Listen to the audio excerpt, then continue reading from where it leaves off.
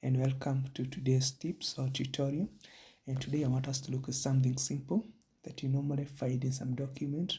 So a few and ever wondered how you can be able to put all those symbols in your document, especially when you're using Microsoft Word.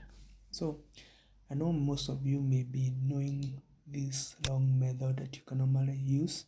You go to insert, then you go to symbols, and then you select the one that you want to use. But there is a simpler way to do that. So on your keyboard, you press those three keys. So you press Alt and Control this. Sorry.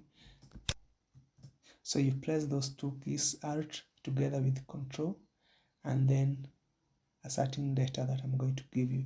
So for example, the first one, if you want to put registered symbol, you press Alt on the keyboard, Control and letter R, and that's how we do it. Then you come to the second one, you have the trademark. It will be Alt, Control plus letter T. So you'll have trademark. And also for you to put the copyright symbol, you press Alt, Control and C.